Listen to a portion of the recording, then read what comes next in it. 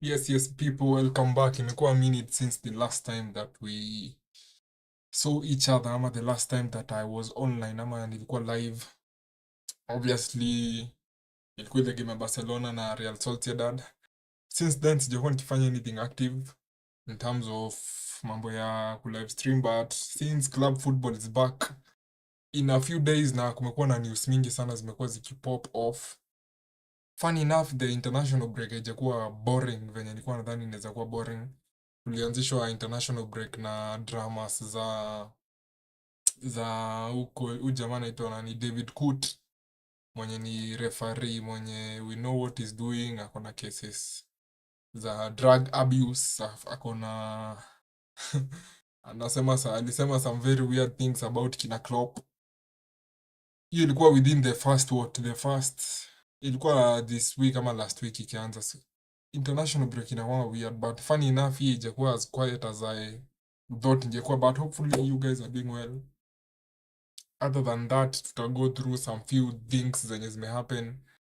Most notably ni the fact that Pep ameweza extend his contract. Ni extend ama ni amesign a new deal? Amesign a new deal for Manchester City yenye ni 1 year with another year on top. Akitaka kuongeza anaweza ongeza, meaning that contract yake the earliest inawezaisha in Man City itakuwa ni 2026, which is the summer after the summer yenye inakuja.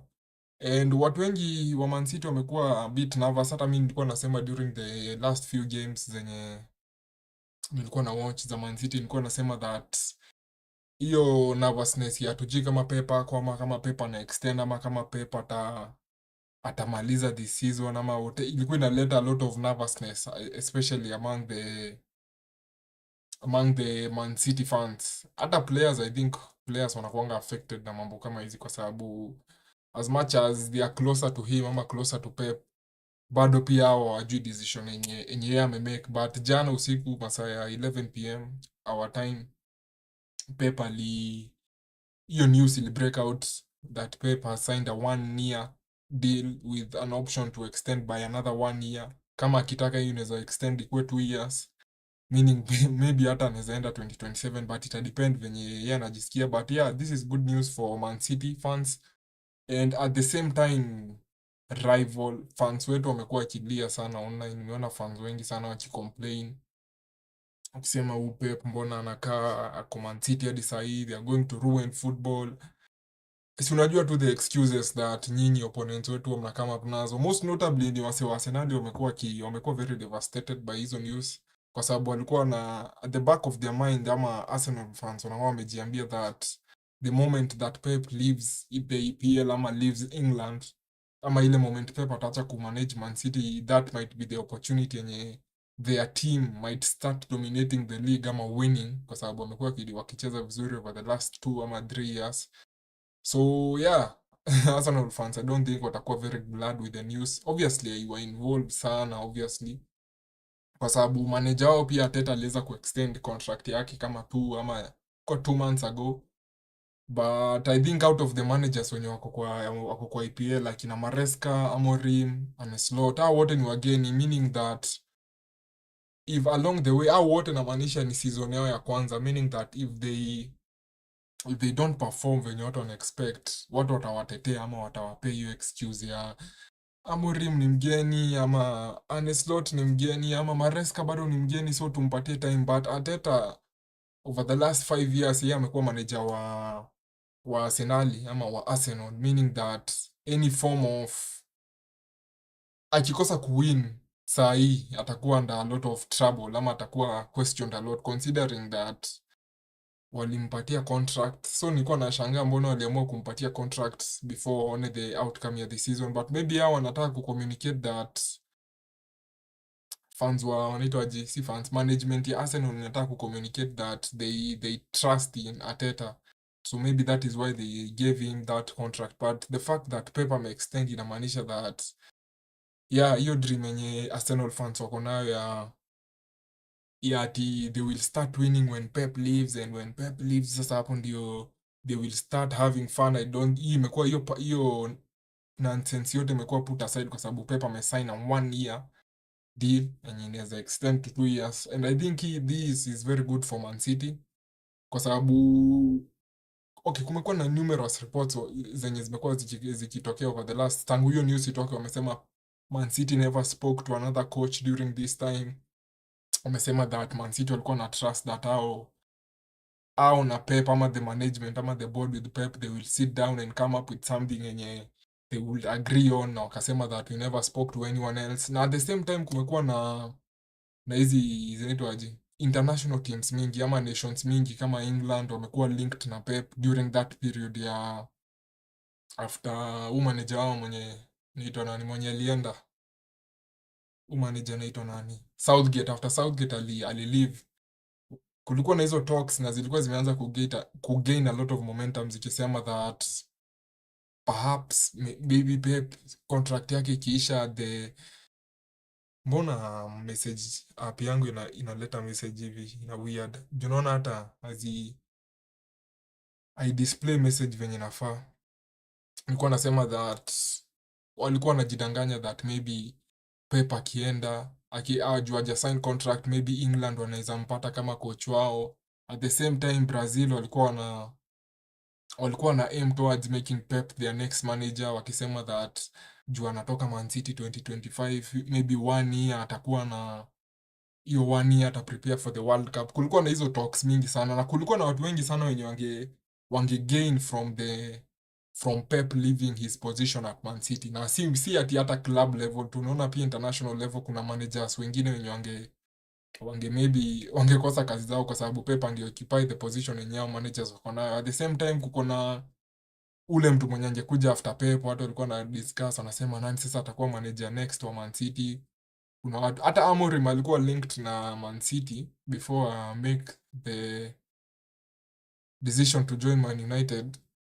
Hiyo pia imehappen during the international break. Okay, ija happen during the international break juu tunajua Ten Hag alikuwa sacked, but Amorim ndiye alikuwa amekuwa linked na Man City before, especially after watu wameanza kukua nervous wakisema that perhaps Pep is not going to sign another contract. Kuna watu wengine walikuwa nadhani that Amorim ndiye anaweza chukua the keys to Man City, but yeye alienda Man U, and I think hiyo bado ili contribute to the fact that Pep maybe alifeel okay, Man City as much as wamekuwa linked na huyu mtu, maybe they still believe in me. Tumeona numerous times zile times zenye kumekuwa na a lot of questions for Man City in terms of 115, in terms of vitu zingine kama sana sana ni 115, saa zingine ni do they still have the hunger to win. Tumeona that Pep hizo mara zote zenye Pep amekuwa hapo, amekuwa akibelieve that Man City, the players and the management, they still have that hunger to win ama to dominate ama to win every trophy yenye wana come across, except Carabao obviously. And yeah, najaribu kuunfold hii dramas zote zilikuwa zikihappen hapa kwa hii mambo ya Pep. Obviously Man City tume lose 4 games in a row, watu wengi wameanza kufeed on that energy wakisema maybe sasa Pep ameanza kurun out of ideas, system ya Pep iko broken. Kumekuwa na hizo talks mingi sana, na hizo zote the main thing yenye ilikuwa encourage such conversations ni the fact that at the same time Pep bado contract yake ilikuwa inaisha.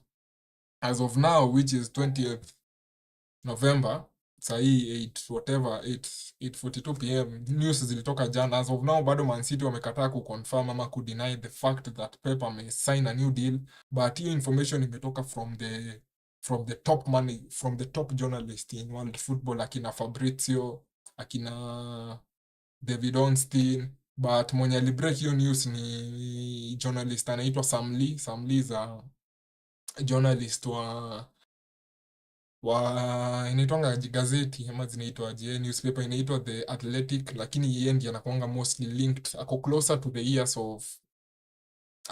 to Man City. Unajua wa journalist wanakuanga na affiliations ama they are closer to certain clubs compared to others. Mtu kama I think David Ornstein ako closer to the Arsenal, ako closer to hiyo side ya Arsenal na Man U.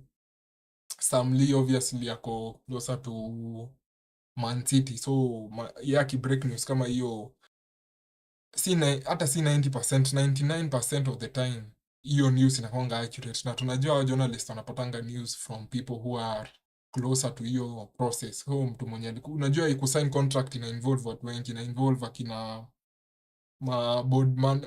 management, ina involve akina sporting director ama technical director, whoever's. Bado kuko na agents wa Pep wenye wako involved, pia kuna family members. So unaona hizo watu wote, maybe one of them can be feeding the journalist with information. Na obviously Fabrizio ndio the most popular one, ni wote mnapenda Fabrizio, but I don't think ati hii nini, na ndio maana uliona kulikuwa na watu wengi walichukua hiyo news as true, kwa sababu au journalist wenye wako hiyo caliber, they only work with accurate information, ama they only post, especially kitu sensitive kama hiyo mambo ya Pep. Huyo journalist akipost kitu kama hiyo inamaanisha ako sure ita happen, kwa sababu ikikosa ku happen, unaona reputation yake itateka hit sana, na ataanza kukua termed as not reliable. So maybe that, kama kuna mtu mwenye akona any doubts about hiyo news, you can be rest assured that Sam Lee is very accurate. What else is there to speak about hiyo situation ya Pep? Nini nyingine ya Pep? Nimesema Man City lose 4 in a row, so maybe watu walikuwa na feel maybe Pep ameanza kukua outsmarted. Nini nyingine? Lack of transfers during the summer, watu walikuwa wanasema maybe hiyo imefrustrate Pep. Hiyo inaweza kuwa one of the reason. Unaona ati ya kununua hata players wengi last summer, meaning that yeye anajitayarisha kutoka. Watu si unajua hizo conversations zenye huwa zina arise from such a situation. But yeah, that is the Pep news, ama the biggest news yenye discuss leo ilikuwa hiyo ya Pep Guardiola signing a new deal with Man City. Sa nini, unajua sasa the weird thing is nikikaa sana bila kustream naanza kusahau the fucking what, naanza kusahau hizi basics zingine. Sorry about that. Naanza kusahau kufanya vitu mara mingi. Wewe unafanya vitu mingi simultaneously. Kama sasa nilikuwa nimesahau something, but nimeicorrect. Hopefully itakuwa sawa sasa. Hizi vitu zingine tu ni kupitia juu. I don't think kuko na mambo ingine kubwa yenye imehappen other than hiyo. David Kut, obviously tunajua referee insult Jurgen Klopp. Tuliona hizo video zake zenye zilikuwa released insult Klopp, yeye na huyo rafiki yake mwenye alikuwa naye. Alafu a few days later ikaonekana he was doing some recreational drugs. So kama hujawatch hizo video, but I don't think huyo jamaa atarudi, ama tutamuona akiref any other game, kwa sababu hata watu wameanza kusema maybe he's a drug whatever addict. Juu most notably niliona during the Man City versus Tottenham game in the Carabao, alikuwa before that game and during the half time of that game, David Kut alikuwa na organize a party where they can go and enjoy themselves.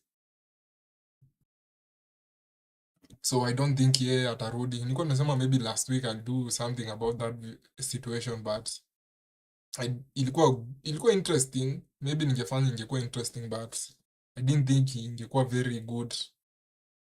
Si good, ingekuwa very big, kwa sababu he's not coming back, especially after alionekana akifanya hizo drugs zenye he was using in that video. I think everyone else atakuwa like, this guy is not going to ref any other game. Juu previously venye alimake zile remarks za Klopp and Liverpool, maybe unaweza sema David Kut aende championship, maybe akuwa na ref huko, ama aende to other nations. Hiyo bado situation ingekuwa open, but the fact that there was a video yenye ilionekana akido recreational drugs yenye come out after hiyo, which was the second video, I think hiyo story yake imeenda hivyo. So maybe yeah, ataenda start a new career. What else? Hiyo ninajaribu kukatch up. Obviously Nations League, hata nilikuwa nimesema nifanye watch along ya Nations League, alafu nikarealize games mingi ni match day 5, match day 6, meaning that the excitement imeisha. Juu wenye wamequalify washa qualify, wenye waja qualify washatoka. Obviously tumeona Haaland alifunga hat-trick a few days ago. Victor Gyökeres is still killing it in the Nations League for Sweden. anaendelea tu kuongeza hype yake, ama anaendelea kuprove to everyone how good he is in terms of being a threat when it comes to goal scoring.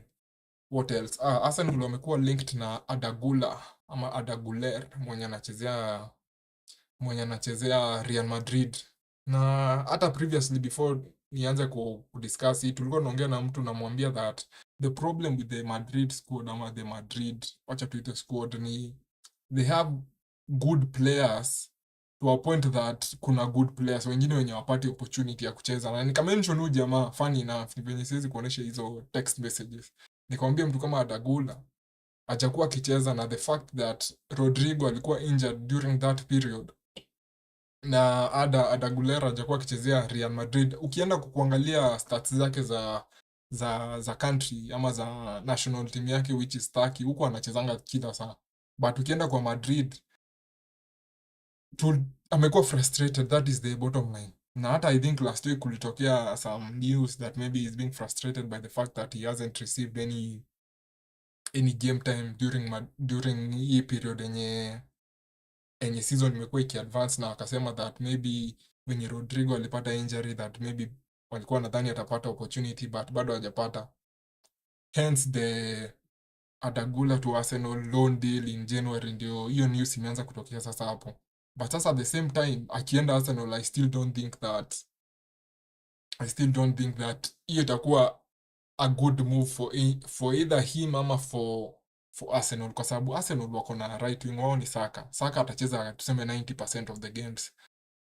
Okay, maybe useme Adagula maybe hatacheza as he won't play as the right wing, atacheza midfield. Ukienda midfield ya Arsenal, Odegaard amerudi juzi, Rice ako hapo, wako na watu wengine kama akina Partey wenye wako hapo, na wamesign Merino juzi, hata si juzi, during the summer. So kumweka kwa midfield is even more complicated. Wakisema maybe wamlete akue backup wa Saka, hiyo unaweza sikia ni kama inaweza make sense, although mimi sioni kama ndio the right move for Arsenal saa hii. Nitakuja kwa hiyo point kwa nini nasema hivyo, but kumleta kwa timu ya Arsenal, unless sasa umlete Arsenal akuwa anacheza left wing. Kuna previously before afike Real Madrid alikuwa anacheza left wing to his previous club, sikumbuki ni gani, but that is not his best position. I think best position yake ni hiyo role ya wing midfield hapo somewhere hapo, na sana sana ni side ya juu ya right wing. Akichezea Turkey, nakumbuka tukiwatch Euros alikuwa anacheza as the right side midfielder for Turkey. So maybe kusema mambo ya left wing it's a bit weird, kwa sababu what about akina Martinelli mwenye alicheza against Chelsea juzi, what about mtu kama Trossard? So maybe kuleta Adagula kwa Arsenal itakuwa more difficult for both parties. Yeye hatapata minutes, so meaning situation yenye anajaribu kuescape yenye iko kwa Madrid bado haijakuwa solved akienda Arsenal. Na at the same time hiyo move haisaidia Arsenal sana, kwa sababu pia wakileta Adagula na during summer walileta loan tena wakachukua Sterling on loan, na Sterling ndiye alikuwa akue backup wa Saka, na sasa wameleta Adagula akue sasa unaona kutaanza kutokea a lot of chaos. Wakisema tumchezesha left wing yao sasa itakuwa congested, juu itakuwa na Trossard mwenye anacheza left wing na itakuwa na Martinelli mwenye anacheza left wing. So I don't think that itakuwa a good move for any of the parties. And the reason I think he won't fit for Arsenal, another reason is I still think Arsenal wanahitaji a striker. Isak, Gyökeres, Osimhen, that is the position yenye wa Arsenal wanahitaji, but hawajaweza kupata player mwenye anacheza hapo, kwa sababu kama the last 2 games I think Havertz amekuwa a bit na filter, amekuwa poor in the last 2 games for Arsenal. But kama ingekuwa na man mwenye anacheza hapo kama striker, ama yeye ndiye ana lead the line from an attacking perspective, ama yeye ndiye anacheza as the 9, unaona maybe situation ingekuwa different. I still think that Arsenal wanahitaji player mwenye ni that number 9 mwenye anacheza hapo 80 to 90%. Unaona venye uko sure Saka atacheza right wing 80 to 90% of the games, during the season. Wanahitaji another player mwenye anaweza fanya hivyo but in a central position, acheze position kama hiyo ya, unaona venye Haaland ndio main man wa Man City sana, maanisha pia Arsenal they need someone mwenye anaweza chip in na hizo goals. Hata si kuchip in, anaweza kuwa kazi yake ni kucontribute goals peke yake. So I don't think ati yao kuchukua Adagula ina provide any ama ina contribute, inamaanisha ina solve any of the problems that they have. Hiyo ndio kitu yenye nilikuwa namaanisha kusema. Maybe wanaifanya hivyo as a PR kwa sababu sometimes hizi clubs kubwa huwa zina release information kama hiyo as a way of testing how their fans react. Sijui kama nyinyi mnajua hivyo, ama wanajaribu kuona fans wetu wana expect what from us, waone kuna mtu anasema huko hatuhitaji huyu jamaa, so fans wetu wanasema tunahitaji striker. So sometimes clubs huwa zinafanya vitu kama hizo as a way of doing what, as a way of know, tuseme tu tuite PR, as a way of knowing whether what their fans want, especially during, sijui kama nyinyi mshai notice that during international break kunaanza kutokea this bizarre news ati wanataka kusign huyu. Kuna kuona kama hizo ni kama ni tuzite hooks. Unaona venye mtu mwenye anaenda kufish ana hook hivi, anaweka ndio jaribu kushika something. I think clubs huwa zinafanya hivyo during the international break ndio waone fan base yao ina react aje. So maybe wanataka Arsenal, they are doing that as a way of doing what, of seeing where their fans are. At the same time, another reason yenye huwa hizi news zenye zinaanza kutokea hivi zinakuanga kwa sababu ya maybe they want to put something else under they want to sweep them, wanataka kutoa news nyingine walete kitu kingine relevant. So tuseme kitu kama Arsenal, first fans wa Arsenal wanasema they are not performing well, so club ina do hiyo PR move kusema tunataka kusign mtu, ndio fans wao waache kufikiria that club yetu haitaki kusign mtu, club yetu iko serious. So kuna kwanga na a lot of PR what moves zenye zinakuwa made during the international break. So sijui kama nyinyi mshai notice hivyo ama ni mimi pekee nimekuwa nikipick up on such news. At the same time kuna fan alikuwa ananiambia that maybe Man City wame get in touch with Victor Gyökeres. So hiyo mimi sikuwa na understand kwa sababu tuko na Haaland. So sijui mbona kama hiyo movie ndio ina make sense for Man City. So unaona news kama hizo kunaanza kutokea news mingi zenye hatuelewi during the international break. But yeah, on Adagula, as we finish up hiyo short topic yenye tulikuwa naongelelea, I don't think the right move itakuwa kwenda Arsenal, for both Arsenal na kwake pia. Maybe anaweza enda huko for exposure, acheze games 2, 3 ama 4 kwa EPL, but he's a young player. I think ako 19 ama 20 years, so maybe yeye anataka kukua pahali penye career yake itaanza kudevelop, kwa sababu in this world ama in today's football kama ingekuwa miaka kama 15 years ama 20 years ago, mtu wa miaka 19 na 20 ni ngumu sana upate akicheza, unless ni ule mwenye sasa ni exceptional, mwenye amekuwa unaona kama case kama ya Lamine Yamal venye ni ako ahead of the game compared to people his age. But sasa hii in today's world unapata that kuna watu wanaanza kucheza wakiwa 17, wakiwa 16, wakiwa 15 sijaisikia 16, 17 wanaanza kuchezea hapo. So mtu akikuwa 19, 20 na tuseme career yake ijaanza kupick up, kunaanza kukuwa na concern sana. The same thing ina hapenia Man City with a very young player mwenye anaitwa James McCarthy, ako 22 ama ako 21. Na at that age nasemanga, sijui kama nishaisema hivyo during a watch along, nilikuwa nasema that hiyo age between 20, 21, 22 na 23 for young players inakuwa difficult sana, kwa sababu ajuanji kama ako first team ama ajuanji kama yako kwa academy, ama kuna kwanga na hiyo ni kama transition period juu kama huko hiyo ndio inakuwa ile time yenye player anaanza kumove sasa from the academy, anaanza kwenda kucheza first team games, anaenda anacheza kama 3 afu anarudi academy. So hii inakuwa very difficult time for players wenye wako hiyo age ya between 20 to 23. Na most notably hata Adagula ukimwangalia ama ukiobserve ile club yenye yako in Real Madrid, ukianza kuanalyze the names zenye ziko Madrid, Mbappe, Vinicius, Rodrigo, Camavinga, Tchouaméni, Bellingham, Valverde, Modric bado ako huko, So unaona yeye chance ya yeye kupata kucheza mpira huko ni ngumu sana. Wako na hadi Brahim Diaz mwenye nimeona amekuwa linked na AC Milan. Brahim Diaz alikuwa AC Milan for ilikuwa which season 21 22 23 alikuwa huko. Alikuwa loan wao, alikuwa anacheza huko, alikuwa anavaa number 10. Huyo pia ni mwingine mwenye apati chance akiwa huko. So maybe Adagula maybe is trying to at the same time maybe yeye anafanya hivyo ndio ajaribu kuruffle feathers za the coaching at Madrid ndio one na huyu jamaa anatuambia atajitoa kama tumpe hiyo opportunity, so maybe tumpatie opportunity ndio aache kutaka kwenda timu nyingine. Na pia hii case tuliona na Odegaard, sijui kama nyinyi mnajua Odegaard, situation ya Odegaard. Alikuanga Madrid, anakaa kwa bench achezi, akaenda Real Sociedad loan, akacheza huko season moja, alafu ndio akaenda Arsenal loan nyingine. Madrid unaona hizi especially hii time, na hisi Madrid peke yake. Najua ina sound mbaya, watu wengi watasema ati naongelea Madrid vibaya. Siongelei Madrid vibaya, nataka kukuonesha that hizi teams zenye ziko na many world class players ama ziko na players wenye ni the best, zinakuanga na hiyo challenge ya wanashindwa kuweza kuintegrate other younger players into their team. Nakumbuka hata zile siku zenye Barcelona ilikuwa na kina Messi, Neymar, Suarez. At that time hakukuwa na players wengi wenye wangeweza come and to rival this Messi, Neymar.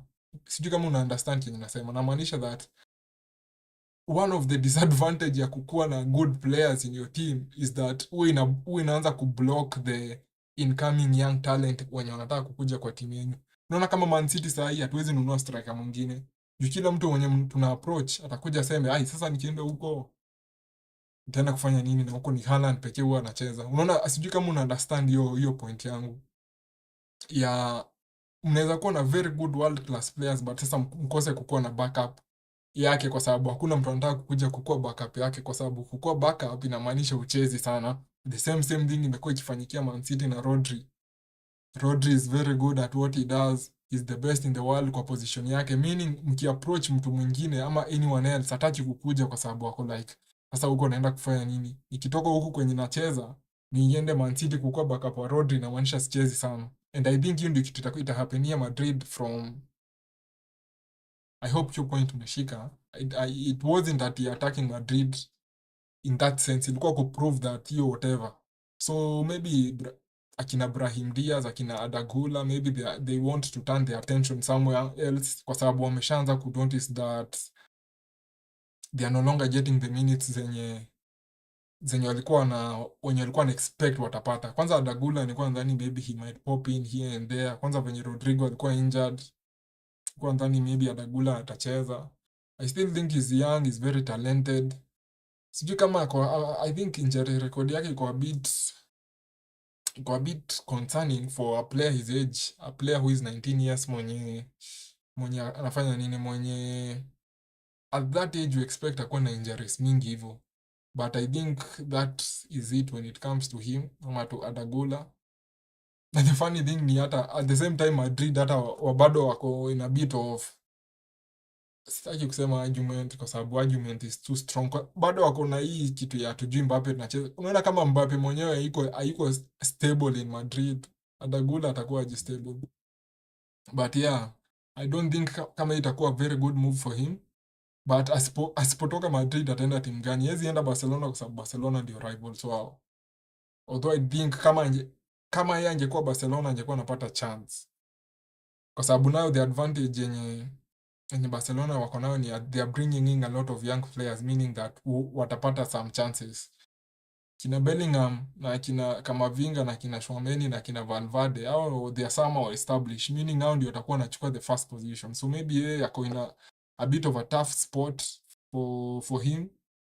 But yeah, maybe ama believe in himself, akae huko ajaribu kujiprove, which will be very difficult. I think that itakuwa more difficult than him leaving and going to another team. What else? Alphonso Davies to Madrid. What do we think about that? Alphonso Davies to si Madrid. Wacha tuanze na news yenye imetoka leo ni Alphonso Davies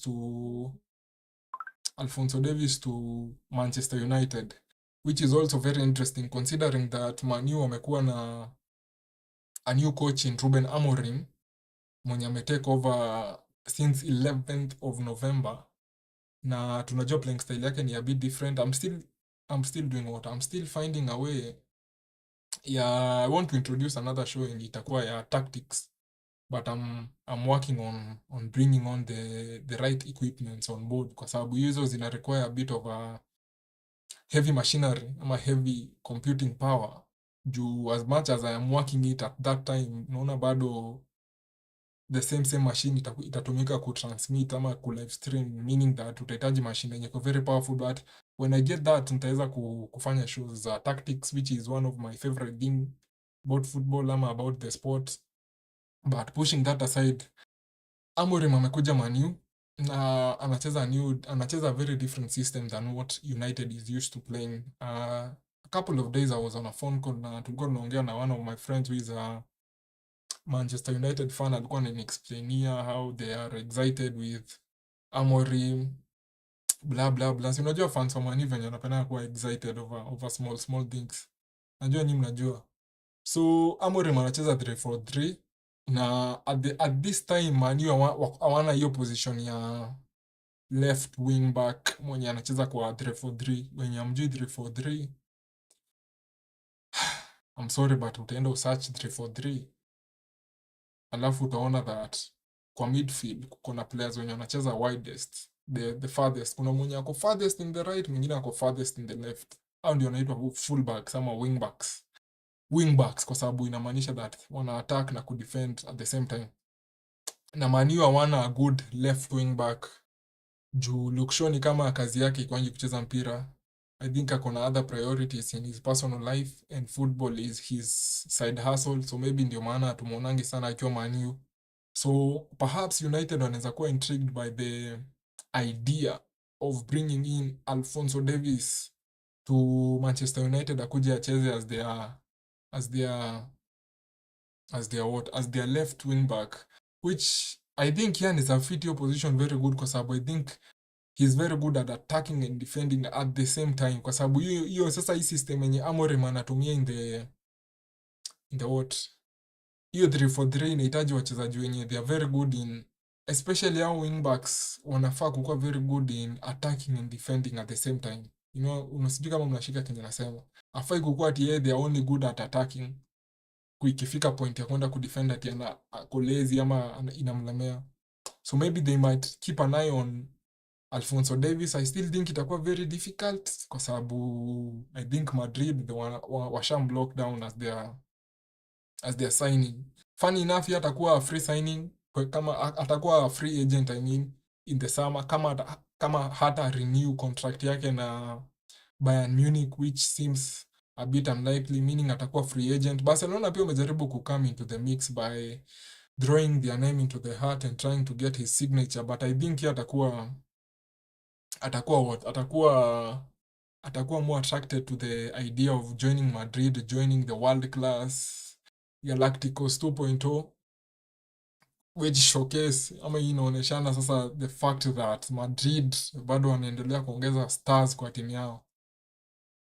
Ferland Mendy amekuwa good for Madrid. I don't think ati amekuwa, is not the brightest star when it comes to being a left back, but I think he does what he's required. Kuna games zenye yako good, saa zenye yako off, zingine yako off, but I think Madrid watachukua Davies as the free agent, kwa sababu Madrid wanapenda hiyo kitu ya free agent.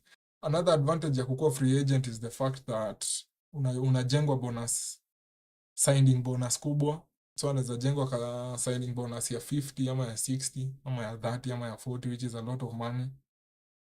But yeah, Trent pia anaweza enda, as we are talking about Madrid. Pia Trent contract yake inaisha at summer. Liverpool sources wamekuwa wakiniambia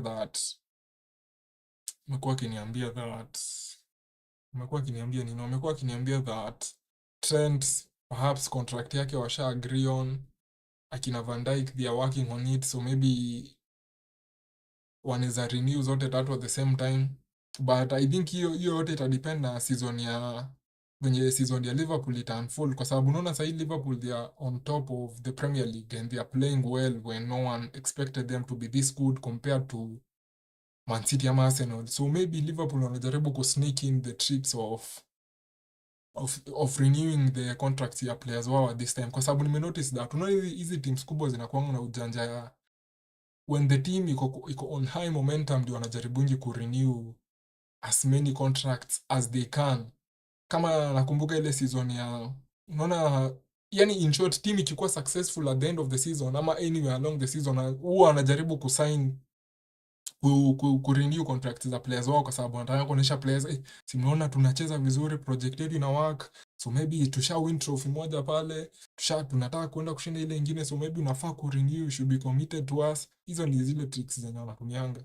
So maybe hii trick ya Liverpool wako on top of the league, they are playing good football, they are very good defensively, everyone underrated them, maybe in a way. Mimi nisema watakuwa number 3 kwa predictions zangu, I'm still not changing. So maybe Liverpool wanajaribu ku sneak some under the table tricks against their players in signing, but I think Trent ata withhold decision yake until the summer, ndio ajue. Unajua pia Madrid wako na power, wako na pool, wakiamua kujia ama wakiamua they call you up, players wengi huwa wana pick up the phone. But I still think Trent preference yake ni kubaki Liverpool. I still think that kitu yenye ako maybe 50-50 about Liverpool ni whether or not they can challenge for trophies and they can win trophies. Hiyo ndio kitu yenye inaweza kwenda mshtua pekee, but akiona Liverpool iko na good team na iko na players wenye wako willing ku play ama ku go for the major honors, atabaki. At the same time, akiona Van Dijk na Salah wamerenew contract zao, atakuwa more assured, kwa sababu wao ni wale players I think wamekuwa na trend since 18-19 season, 18-19, so amekuwa around those guys for a minute. So maybe he wants to see situation ya akina Salah na akina Van Dijk it unfold aje. So hiyo yake ya Trent iko 50-50, but I think that Alphonso Davies atakuwa bound for Madrid in the summer. The best move for him, in my opinion, ingekuwa Barcelona with Hansi Flick, who managed him at Bayern Munich, wakashinda Champions League pamoja. They played this attacking football yenye ilikuwa devastating against everyone they faced. Barcelona to defeat 8-2 a couple of seasons ago by that team. Hiyo ndio kwangu, in my professional opinion, hiyo ingekuwa the professional in my honest opinion, the best move kwake ni kwenda Barcelona, kwa sababu Barcelona atakuwa assured of starting. Okay, Barcelona wako na Balde. I still don't think left back kwa Barcelona iko strong, but that will be the best move for him. But I still think atakuwa attracted to the prospect of wearing the white jersey ya Los Blancos. But yeah, itakuwa very good. Kwanza considering that ni at the same time, sijui kama Madrid wanalipa players wao a lot of money. Najua Barcelona hawana a lot of bags compared to Madrid in terms of hata FFP. Barcelona is still in the bins. Maybe Man U wanaweza offer more money than Madrid, who knows. But yeah, uzuri yake yako na a lot of options in terms of who he wants to play for. Bentancur incident. Bentancur ni player anaitwa Rodrigo Bentancur, ni player wa Tottenham. Jaribu lay the foundation before nikwambie what happened. Player wa Tottenham, player wa Uruguay. Na last time, ilikuwa sijui kama ilikuwa last time ama ilikuwa during summer. I think ilikuwa during summer. Alikuwa in an interview for one of the channels za I think ilikuwa hiyo time ya Copa America. Sijui hapa, this is the only part of the story yenye sijui venye how accurate it is, but I know he was away with his national team doing an interview. And at that time alisema a stereotype joke against Asians, enye mimi na wewe tumesikia hii joke yenye Asians wote wanafanana, so maybe si unajua hiyo joke ya Asians wanafanana, so during that interview alislide in hiyo joke. Sijui kama alikuwa ndani yeye ni comedian ama alikuwa ndani anataka kwenda Churchill or maybe sijui, but ni kama hiyo joke yake ilikuwa a bit offensive to okay, alisema something about his teammate Son. Alisema that Son alisema nini Son hao watu wote alikuwa anaongelea Son, alafu akasema hao Asians wote huwa wanafanana, so he was talking about his teammate, alafu akasema hivyo, and that was met with a lot of what, si hate, kwa sababu sidhani watu wali hate on him, but uchukua professional ukisema mimi nikiwa hapa, mimi naweza sema vitu kama hizo kwa sababu no, but yeye akiwa as a professional player ana wave the flag ya Tottenham, bado ana wave flag ya Premier League, so kuna hizo expectations zenye yeye ako nazo, that afai kusema vitu zingine kama hizo, so watu wakakasirika, watu si unajua tu venye watu wana react, so akaenda aka apologize to Son, akaambia Son ilikuwa joke bro, sikuwa nadhani ati itakuwa very offensive, kwa sababu akasema during the interview ilikuwa alisema tu ilikuwa joke. Son akasema fiti bro, mimi sina noma, kama ilikuwa joke ni fiti, but ni offensive yes, but yeah, Son alikuwa fiti na hiyo story yote. Alafu sasa Premier League as always wakachukua akasema they want to investigate him kwa sababu they don't think that hizo remarks zenye ali make during that time ati they are good, in short. Sicheki kwa sababu ati I think it's a light-hearted situation, obviously kitu very offensive, but I don't think ati ilikuwa ati intended kukuwa ati kama discrimination, ama unajua mtu akisema kitu kama hiyo kuna watu watareact, huyu mtu ni mbaya, but yeye alikuwa anaimaanisha ina fun way. Maybe mimi ndio niko comedy yangu ama humor yangu iko broken, but mimi sikuwa nadhani kama hiyo ni situation kubwa, na venye hiyo situation ili change aka notice that maybe ame offend some people, alienda aka apologize to Son, yeah, blah blah blah, aka apologize to his teammates, akasema kama mimi ni make anyone that is Asian I feel uncomfortable, I'm sorry for that. But sasa FA, which is the Football Association if I'm not wrong, ya England, ikachukua hiyo situation ikaanza kuminvestigate na wakampatia a 7 match ban na wakampiga fine ya 100,000 British pounds. Mbona mtu ananitext nani? Wakampiga fine ya 100k British pounds na wamemban for 7 games. So watu wengi online wamekuwa kireact wakisema that aliapologize Son, alisema ilikuwa joke, hakuwa nadhani itakuwa offensive. Mbona umempatia kwanza, unajua 7 games venye ni mingi to a professional player, na on top of that wakampiga fine ya pesa. Obviously I don't think ati hiyo pesa ni mingi sana kwao, kwa sababu I think these guys wako na a lot of money and they are paid weekly, so I don't think the financial part ilikuwa ati as triggering ama as concerning, but the fact that alikuwa banned for 7 games, hiyo ndio ilikuwa bit, maybe ilikuwa harsh, kwa sababu ali apologize to Son, aka apologize to everyone, and that is the kwa zile rule books ama zile rules zenye FA huwa wana operate now. Walisema that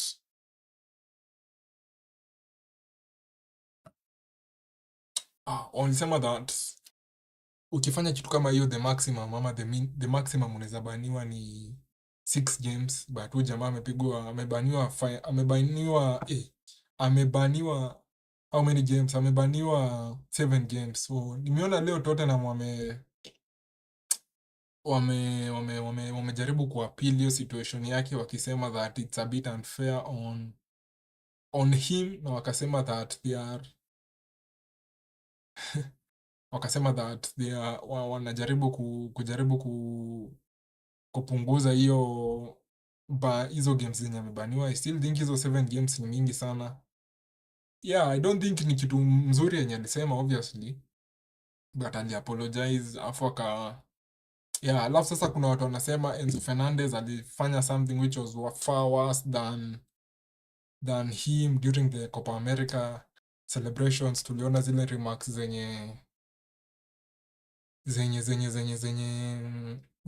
si Enzo, kwa sababu ni the Argentine team walikuwa naimba the same song wakisema that the France walikuwa na ridicule ama walikuwa na wacha tuseme banter, walikuwa na banter okay, maybe si banter kwa sababu it's a bit out of hand. Walikuwa wana reference that maybe the players wenye wanachezea the France national team that they are black and they are not from France, wametoka Africa but wanachezea team ya France. Ilikuwa something along the lines of you are from Africa, mnachezea France. Ilikuwa along those lines, kumbuke vizuri. Maybe ni kwa sababu mimi huwa na support Argentina, kuna watu wanasema niko bias, but I don't think that was good from Argentina, from a team that is world champions. Na at the same time, after mmewin Copa America, ama after mmewin I'm criticizing Argentina team yenye na support, watu wenye mnasemanga niko bias. Mbona wana banta ama wana ridicule France, na France yenyewe haiko kwa Copa America, haiko anywhere. They last played France in 2022 during the World Cup. So unaona kulikuwa na some bit of ilikuwa situation ilikuwa bad, acha tuseme hivyo, for Argentina. Na Enzo Fernandez ndiye alikuwa at the center of it, kwa sababu alipost on his IG ama his Instagram. Na obviously the Chelsea camp ama the Chelsea team iko na France players wenye wanachezea France, akina ni Fofana ama I think ni Fofana. Akasema akamwanfollow, akasema vitu kama hizi ni heritage, don't talk about it. Hiyo na understand. So watu walikuwa nasema Fernandez alifanya something which is far worse ama more offensive ama more hiyo racially discriminative, but yeah, could receive anything. And the weird thing that he alipot the captain's armband as the vice captain wa Chelsea. So watu wengi walikuwa wanashangaa mbona FA haijaweza kufuatilia hizi mambo zote zenye zilikuwa zilifanyikia huyo, zenye Enzo alifanya in short. But yeah, I think hiyo situation ya Rodrigo Bentancur inafaa kukuwa iko a bit harsh. But yeah, wacha tuone kama wanaweza kuwa successful in doing what in sijui kama ni kuappeal ama inaitwa aje. Yeah, acha to go through some things zime happen as we wind up ama as we close. Hii nimesoma hii ya Man U na Alphonso Davies. Manchester United are firming up their interest in Alphonso Davies. Simekwambia, and are offering more money than both Bayern Munich and Madrid. Hii imetoka leo. Simekwambia Man U wata-offer more money. Wata-offer more money than the opponents. Maybe kama yeye anadai do mingi, maybe Man U ndio the go zone ama the right, kama hiyo ndio the motivation yenye ako nayo. Bayern Munich will not enter a bidding war with Liverpool for Omar Marmoush. Bayern deem his 50 million to 60 million price tag as expensive for a player in his position, in a position where there is no urgent need. Omar Marmoush ni player mwingine amekuwa akido bits for, I think ni Frankfurt huko Bundesliga, na amekuwa akicatch a lot of attention. Nimekwambia time international break inawa period ya kuongelelea tu hizi vitu zenye zina happen under the whatever. So amekuwa akigain a lot of attention. Barcelona pia walikuwa interested in him, but 50 to 60 million for Barcelona ni kama kuambia watoe 1 billion. So that is very expensive for them. Bayern Munich, obviously Bayern wanataka kununua kila player mwenye ako Bundesliga mwenye ni upcoming. So Bayern tunaona in this occasion wanasema hawako interested in him, kwa sababu wanasema hiyo pesa iko juu sana. Liverpool have renewed their interest in Marcus Thuram, who has a 70 million release clause that is active at Inter Milan until 2028. Hiyo source yake ni Gazzetta dello Sport. Hiyo I think ni huko Italy. Sijui kama huyu player ndio anaweza kuwa the best, kwa sababu I still think Marcus Thuram is not ati number 9 mwenye kama Haaland. So sijui kama Liverpool they need that kind of player, especially at 70 million. I think maybe inaweza kuwa the signing yenye Liverpool wanaweza patia Arne Slot as a way of showing that they support him, which they didn't do during the summer. Walimpatia Chiesa mwenye anakuwa injured every 2 games. But I don't think ati Marcus Thuram is the what? I don't think ati ndio ati wanahitaji mtu kama Marcus Thuram, in my opinion. I think they need left wing wao ni Luis Diaz mwenye ameimprove this season, na hiyo namba 9 yao ni venye shida, ni venye Jota akwangi fit. Kama angekuwa anakuwa fit, I think Liverpool angekuwa na a very good attacking lineup, but I don't see the need of them going for this guy mwenye anaitwa Marcus Thuram. Arsenal will refuse to let Saliba leave despite interest from Real Madrid. He is a key player for the future and they are willing to block any potential exit. Source ni Football Insider. Reason yenye inasoma source ndio mtu asikuje sema when do you come up na hizo news. But I think Saliba ako 22 23 hapo, atakuwa one of the players wenye atakuwa anaangalia Arsenal in terms of, atakuwa anaangalia Arsenal unasema, if you don't win trophies hapa, future yangu iko, am I ready to stay hapa kwa Arsenal if we're not winning any. They are challenging, hakuna mtu anakataa that they are challenging for trophies, but if they don't start winning, especially if they don't win either the Champions League, Premier League, I think players wao wengi sana wataanza kuangalia outside the window wakijaribu ku look for better teams. I still think if Arsenal end the season with winning the FA, hiyo inaweza tuliza pressure yenye Arteta ako nayo, ama inaweza slow down hii pressure yenye players wao wako nayo ya wanataka ku win something. So maybe the FA Cup for them, wakishinda hiyo, I think pressure yao ya kuperform itafanya nini, itapungua na players wao watakuwa more comfortable. Hata kama ni hiyo FA moja itasaidia sana. Sasa shida ni the last 3 years hawajakuwa hata waki-challenge, wamekuwa ni kama wako obsessed with the Premier League. Hii ingine imetokea leo ni mambo tu za Pep. All documents, hii ni Fabrizio anasema all documents are ready for Man City to announce and confirm a new deal for Pep Guardiola. Hiyo tulikuwa tumediscuss. It will be valid until June 2026 with an option to extend until June 2027. Pep and his backroom staff already approved the documents and the clauses. Kitu moja nisahau kumention during the Pep situation ni kwa hii contract yenye inasemekana atasign ama amesign, hakuna block clause. Block clause inamaanisha that in case Man City wapatikane guilty of the 115 ama the 115 charges against them, inamaanisha that Pep unajua block clause inamaanisha that in case City wapatikane guilty, block clause inaweza saidia Pep ajiondoe ama sema mimi sitaki kukaa hapa. But the fact that hiyo haijakuwa included, maybe it's ina signal something from how City feel about the 115. Man City obviously leo ni date 20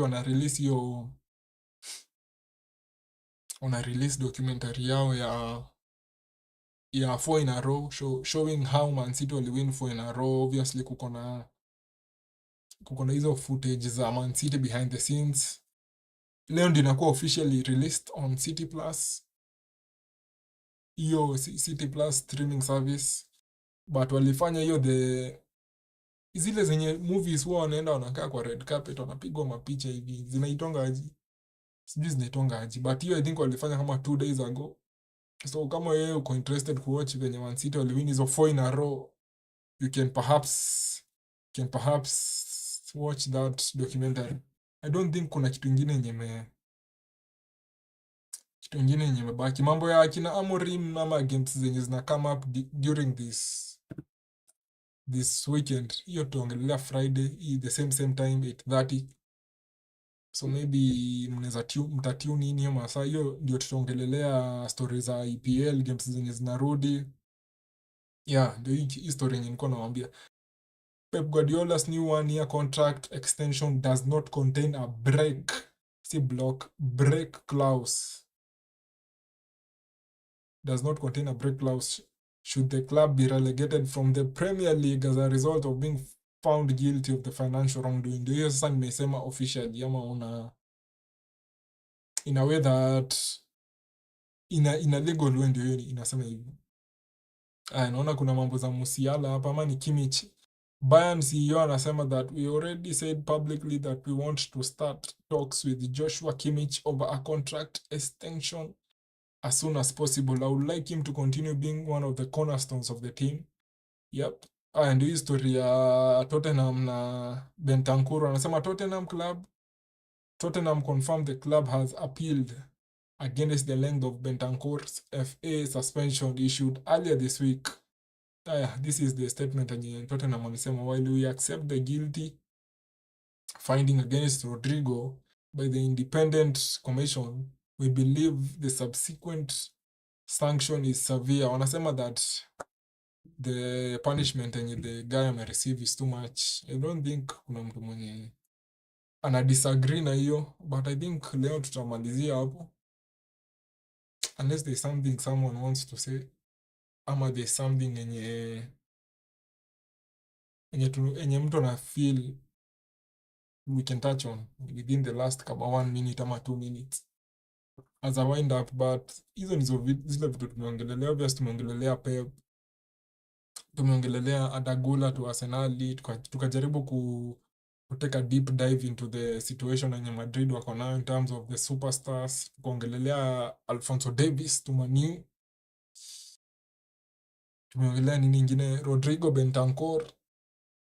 Yeah, hizo stories zingine za EPL games zenye zinakuja this weekend tutazi discuss during the Friday show yenye itakuwa the same time 8:30 p.m. So I don't think kuna kitu ingine yenye imebaki other than that. Yeah, I'll see you guys on Friday. At hiyo masaa tukichambua zile games za EPL zenye zitakuja on Friday, ama the return of the EPL. Possibly kutakuwa na watch along. Na sijui mbona naisema leo, wacha tuniseme kutakuwa na watch along ya Man City versus Tottenham obviously. Sunday tutakuwa na watch along ya Ipswich versus Manchester United. Maybe Barcelona on Sunday. But yeah, tutajua tu as the weekend approaches. I'll see you guys on that one ama on Friday.